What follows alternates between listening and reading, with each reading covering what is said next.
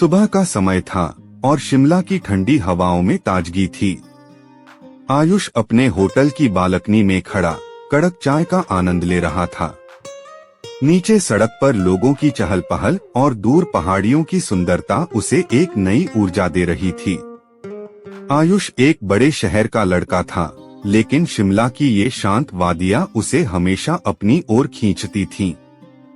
इसी बीच उसके मोबाइल पर कॉल आया। हेलो आयुष भाई, कैसे हो? उसके दोस्त रोहित की आवाज आई। अरे रोहित, मैं तो शिमला में हूँ, थोड़ा रिलैक्स करने आया हूँ, आयुष ने मुस्कुराते हुए जवाब दिया। वाह, अच्छा किया भाई। एक काम करो, वहाँ का मशहूर माल रोड घूम आओ। और हाँ, वहाँ की कॉफी शॉप्स का भी मजा लेना। आयुष ने फोन रख दिया और तैयार होकर माल रोड की ओर निकल पड़ा। वहाँ की हलचल और उत्साह देखते ही बनता था। घूमते घूमते उसकी नजर एक किताबों की दुकान पर पड़ी। उसने सोचा, चलो देखता हूँ क्या कुछ नया मिलता है। जैसे ही वह दुकान में दाखिल हुआ, उसकी नजर एक लड़की पर पड़ी। वह एक किताब पढ़ रही थी और पूरी तरह से उसमें खोई हुई थी। उसके बाल हल्की हवा में लहरा रहे थे और उसकी मुस्कान ने आयुष का ध्यान खींच लिया। आयुष ने हिम्मत जुटाकर पूछा, क्या मैं जान सकता हूँ कि आप कौन सी किताब पढ़ रही हैं? लड़की ने सिर उठाकर देखा और हल्की मुस्कान के साथ कहा, ओरहान पामुक की स्नो। आप पढ़ी है? ये अभी तक नहीं, लेकिन सुना है कि बहुत अच्छी है, आयुष ने जवाब दिया। आपको पढ़नी चाहिए। बहुत ही खूबसूरत तरीके से कहानी को पिरोया गया है, उसने किताब बंद करते हुए कहा। मैं आयुष हूँ, उसने अपना हाथ बढ़ाते हुए कहा। मैं सिया, उसने हाथ मिलाते हुए कहा। दोनों ने किताबों के बारे में बात करनी शुरू की और पता चला कि उनकी रुचियां काफी मिलती जुलती हैं। सिया ने आयुष को पास की एक कॉफी शॉप में चलने का सुझाव दिया, जहां वे और गहराई से बात कर सकें। कॉफी शॉप में बैठकर दोनों ने अपनी पसंदीदा किताबों, फिल्मों और जिंदगी के अनुभवों के बारे में बात की। सिया ने बताया कि वह एक फ्रीलांस लेखक है और शिमला में कुछ समय के लिए अपने नए उपन्यास पर काम कर रही है। आयुष ने कहा, तुम्हारी बातें सुनकर लगता है कि तुम बहुत ही गहराई से सोचती हो। मैं तो बस अपनी रोजमर्रा की नौकरी में उलझा रहता हूँ। सिया मुस्कुराई, हर किसी की अपनी अपनी जिंदगी होती है आयुष, लेकिन कभी कभी हमें खुद को ढूंढने के लिए वक्त निकालना पड़ता है। उनकी बातें यूं ही चलती रहीं और दोनों को समय का पता ही नहीं चला। शाम होने लगी थी और सूरज की हल्की किरणें पहाड़ियों पर गिर रही थीं। चलो अब हमें चलना चाहिए, सिया ने कहा। लेकिन फिर मिलेंगे, है ना? आयुष ने कहा। बिल्कुल, मैं तुम्हारा नंबर ले सकता हूँ, सिया ने हंसते हुए कहा। जरूर, लेकिन एक शर्त पर। अगली बार तुम मुझे अपनी पसंदीदा जगह दिखाओगे।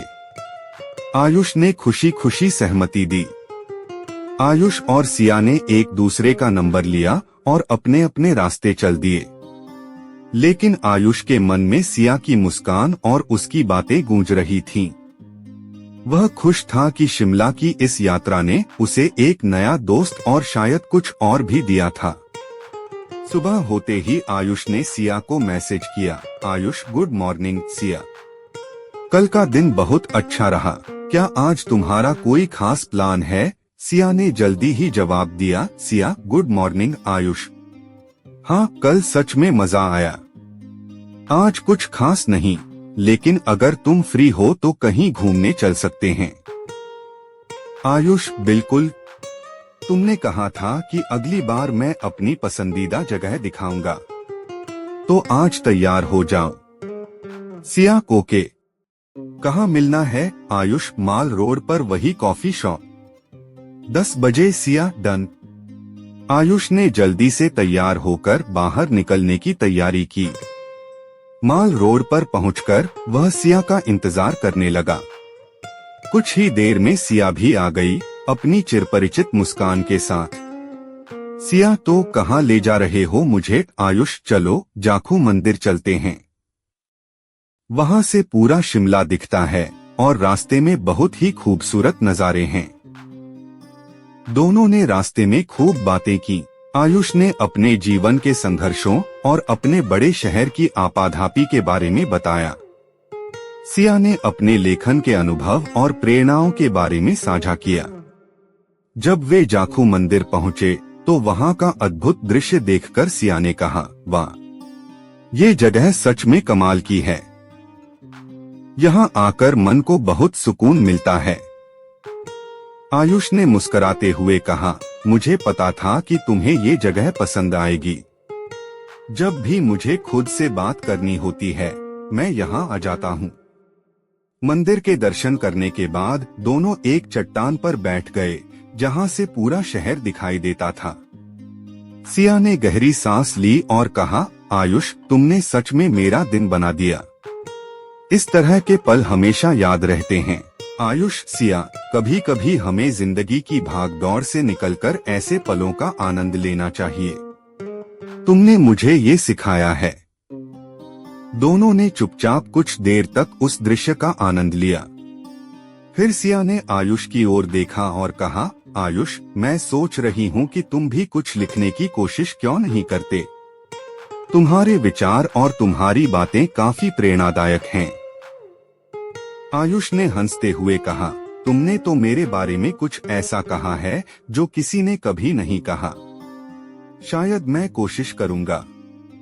सिया ने अपने बैग से एक छोटी डायरी निकाली और उसे आयुष को देते हुए कहा, ये लो, आज से अपनी सोच और अनुभव लिखना शुरू करो। आयुष ने डायरी लेकर उसे थाम लिया। धन्यवाद सिया, तुम सच में मेरी जिंदगी में कुछ नया लेकर आई हो। शाम ढलने लगी थी और दोनों ने वापसी का फैसला किया। रास्ते में सिया ने कहा, आयुष, क्या तुम्हें लगता है कि जब तक है प्यार तब तक जिंदगी में हर चीज खूबसूरत होती है? आयुष ने मुस्कुराते हुए जवाब दिया, बिल्कुल सिया। जब तक है प्यार तब तक हर दिन एक नई कहानी लिखने का मौका होता है। रास्ते में दोनों धीरे धीरे चलते रहे, पहाड़ियों के बीच बहते ठंडी हवा के झोंकों को महसूस करते हुए। सिया ने अपने कदम रोककर आसमान की ओर देखा, जहां सूर्यास्त की सुनहरी किरणें फैली हुई थीं। सिया, आयुष, तुम्हें कभी ऐसा लगता है कि ये पल हमेशा के लिए थम जाएं? ये सुंदरता, ये शांति, सब कुछ बस यहीं रुक जाए। आयुष ने उसकी ओर देखा, उसकी आंखों में गहराई से झांकते हुए। आयुष, हाँ सिया, कभी कभी मैं चाहता हूँ कि ये पल बस थम जाएं। लेकिन शायद यही जिंदगी की खूबसूरती है। हर पल गुजरता है, लेकिन वो हमारी यादों में हमेशा जिंदा रहता है। सिया ने मुस्कुराते हुए कहा, तुम्हारी बातों में हमेशा एक गहराई होती है आयुष। शायद इसलिए मुझे तुम्हारे साथ वक्त बिताना इतना अच्छा लगता है। आयुष, और तुम्हारी बातें मुझे हर बार कुछ नया सोचने पर मजबूर कर देती हैं। तुम्हारे साथ वक्त बिताना मुझे खुद से जोड़ता है। वे दोनों कुछ देर तक चुपचाप चलते रहे, अपने अपने विचारों में खोए हुए। फिर सिया ने आयुष की ओर मुड़ते हुए कहा, आयुष, तुमने कभी प्यार में पड़ने के बारे में सोचा है? आयुष थोड़ा चौंकते हुए मुस्कुराया, प्यार? हाँ, सोचा तो है, लेकिन शायद अब तक ऐसा कोई मिला नहीं जो मेरी सोच को समझ सके। सिया ने उसकी ओर देखते हुए हल्की मुस्कान दी, शायद प्यार हमें तब मिलता है जब हम सबसे कम उम्मीद करते हैं। आयुष ने उसकी आंखों में देखते हुए कहा, शायद तुम सही कह रही हो। सूरज पूरी तरह ढल चुका था और आसमान में तारों की चमक नजर आने लगी थी। वे दोनों धीरे धीरे शहर की ओर लौटने लगे। रास्ते में सिया ने पूछा, आयुष, क्या तुम कल भी मुझसे मिलने आओगे? आयुष ने बिना किसी हिचकिचाहट के कहा, बिल्कुल सिया। जब तक है प्यार तब तक हम मिलते रहेंगे। सिया ने उसकी ओर देखा और मुस्कुराते हुए कहा, तब तो मैं तुम्हें कल एक नई जगह दिखाने वाली हूँ। आयुष, मैं इंतजार करूँगा। अगले दिन सुबह सुबह आयुष ने सिया को मैसेज किया, आयुष, गुड मॉर्निंग सिया। आज कहाँ ले जा रही हो मुझे? Siya, good morning Ayush. आज हम किसी नई जगह नहीं बल्कि मेरे एक खास जगह जाएंगे। तैयार हो जाओ, मैं तुम्हें लेने आती हूँ। आयुष ने जल्दी से तैयार होकर उसका इंतजार किया। कुछ ही देर में सिया अपनी चमकीली मुस्कान के साथ उसके सामने थी। सिया, चलो आज हम मेरे पसंदीदा बगीचे में जाएंगे। वहाँ बैठकर मैं अक्सर अपने विचारों को कलमबद्ध करती हूँ। आयुष ने कहा, मैं तैयार हूँ। चलो चलते हैं। वे दोनों एक सुंदर बगीचे की ओर बढ़ चले, जहाँ रंग बिरंगे फूल खिले हुए थे और पक्षियों की चहचहाहट गूंज रही थी। बगीचे में पहुंचकर सिया ने एक पेड़ के नीचे बैठने का सुझाव दिया। सिया, ये मेरी पसंदीदा जगह है। यहाँ आकर मुझे हमेशा सुकून मिलता है।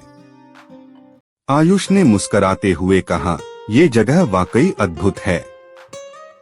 यहाँ बैठकर ऐसा लगता है जैसे दुनिया की सारी परेशानियां गायब हो गई हों।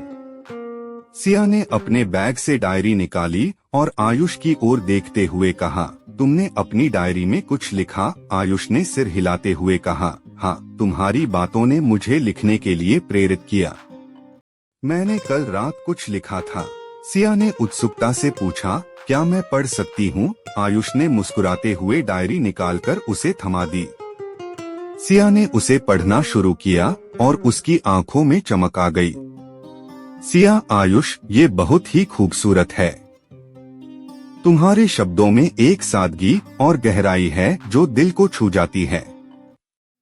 आयुष ने शर्माते हुए कहा, धन्यवाद सिया, ये सब तुम्हारी वजह से है।